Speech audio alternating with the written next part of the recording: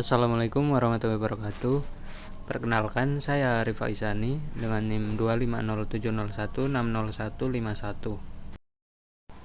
Pada kesempatan kali ini saya akan menjelaskan tentang perkembangan masa remaja, terutama pada bagian kesehatan reproduksi. Jadi di sini ada pengertian remaja. Remaja merupakan masa peralihan dari masa kanak-kanak menuju masa dewasa. Nah, untuk batasan usia remaja itu berbeda-beda sesuai dengan sosial budaya setempat. Nah, di sini saya mengambil salah satu tokoh yaitu Santrok. Santrok membagi masa remaja menjadi dua tahap utama, yaitu remaja awal pada sekitar usia 10-13 tahun dan remaja akhir sekitar usia 18-21 atau 22 tahun. Lanjut, di sini ada pengertian kesehatan reproduksi. Kesehatan reproduksi ini adalah keadaan secara fisik, mental, dan sosial yang utuh dalam segala hal yang berkaitan dengan fungsi, peran, dan sistem reproduksi. Jadi pada intinya tuh kesehatan reproduksi merupakan keadaan yang sehat baik secara fisik, mental, dan sosial yang berkaitan dengan fungsi, peran, dan sistem reproduksi. Perubahan fisik dan biologis remaja. Di sini ada tumbuh kembang remaja. Nah, berdasarkan sifat atau ciri perkembangannya, masa remaja ini dibedakan dalam 3 tahap. Yang pertama, masa remaja awal, yaitu 10-13 tahun. Tahap ini adalah penerimaan terhadap bentuk dan kondisi fisik, merasa ingin bebas, serta adanya penyesuaian yang kuat dengan teman sebaya. Jadi pada tahap ini, individu itu mulai membentuk serta mengembangkan diri, serta mulai menyesuaikan dengan teman sebayanya. Yang kedua, ada masa remaja pertengahan, yaitu sekitar 14-16 tahun.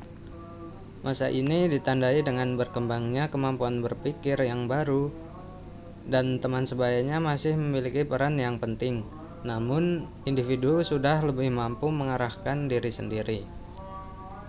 Jadi pada masa ini tuh remaja mulai mengembangkan kematangan tingkah laku, mencari identitas diri, mulai timbul ketertarikan pada lawan jenis, serta membuat keputusan awal untuk mencapai tujuan yang ingin ia capai. Nah, yang terakhir ini ada masa remaja akhir, yaitu sekitar 17-19 tahun. Masa ini ditandai oleh persiapan akhir untuk memasuki peran-peran orang dewasa. Selama pada tahap ini, remaja berusaha memantapkan tujuan pengembangan kemampuannya sendiri. Jadi pada masa ini tuh biasanya remaja lebih selektif dalam memilih teman, lalu keinginan yang kuat untuk menjadi matang dan diterima dalam kelompok teman sebaya dan orang dewasa. Nah, di sini ada pertumbuhan fisik pada remaja perempuan. Jadi apa aja sih pertumbuhan fisik pada perempuan? Nah, di sini ada kayak mulai menstruasi, payudara dan panggul membesar, kulit dan rambut mulai berminyak dan tumbuh jerawat, mulai tumbuh bulu di ketiak dan sekitar vagina, pertumbuhan tulang-tulang seperti badan menjadi tinggi, anggota-anggota badan menjadi panjang. Nah, tadi kan udah membahas pertumbuhan fisik pada remaja perempuan. Nah, sekarang kita bahas pertumbuhan fisik pada remaja laki-laki. Yang pertama itu ada terjadi perubahan suara menjadi besar dan berat, tumbuh bulu di sekitar ketiak dan alat kelamin, tumbuh kumis, mengalami mimpi basah, pundak dan dada bertambah besar dan bidang, pertumbuhan tulang-tulang seperti tubuh bertambah berat dan tinggi, dan mulai tumbuh bulu pada dada. Nah, selain perubahan fisik, remaja juga mengalami perubahan psikis, seperti perubahan emosi, pikiran, perasaan, dan lingkungan pergaulan. Seperti remaja lebih senang berkumpul di luar rumah dengan kelompoknya. Remaja lebih sering membantah atau melanggar aturan orang tua. Lalu remaja ingin menonjolkan diri atau bahkan menutup diri. Dan remaja kurang mempertimbangkan maupun menjadi sangat tergantung pada kelompoknya. Nah, selanjutnya ada faktor yang mempengaruhi kesehatan reproduksi remaja. Faktor yang dapat berdampak buruk bagi kesehatan reproduksi terbagi menjadi 4 golongan, yaitu yang pertama ada faktor sosial, ekonomi, dan demografi, seperti kemiskinan, tingkat pendidikan yang rendah, serta tempat tinggal yang terpencil. Lalu yang kedua di sini ada faktor budaya dan lingkungan.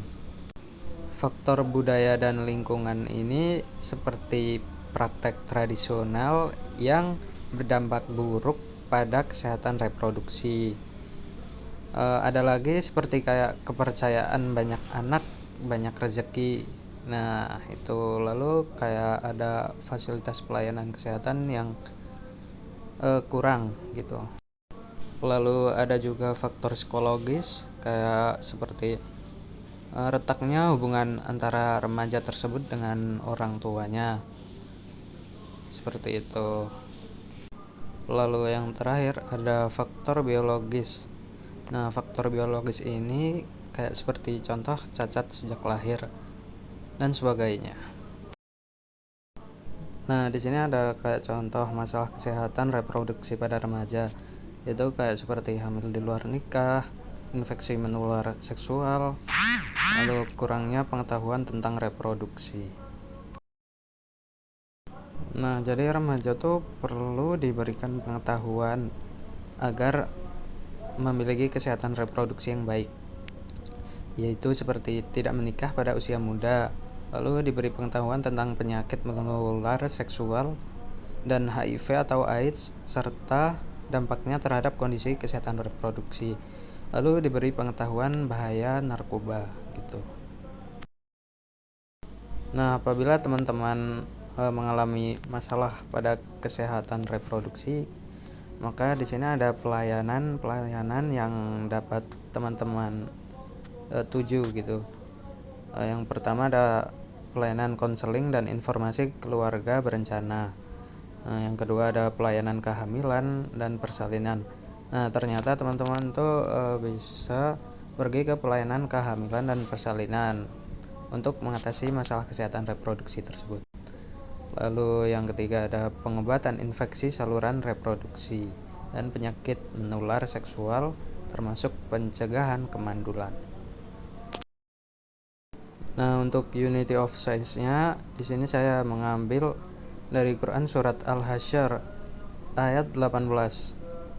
Yaitu intinya tuh berisi, wahai orang-orang yang beriman, bertakwalah kepada Allah dan hendaklah setiap orang memperhatikan apa yang telah diperbuatnya untuk hari esok atau akhirat, dan bertakwalah kepada Allah, sungguh Allah Maha teliti terhadap apa yang kamu kerjakan. Nah, dan ini sumber atau referensi yang saya ambil, yaitu artikel milik Ayu yang berjudul Kesehatan Reproduksi Remaja dalam menyiapkan generasi emas bimbingan dan konseling. Sekian yang bisa saya sampaikan, kurang lebihnya mohon maaf. Wassalamualaikum warahmatullahi wabarakatuh.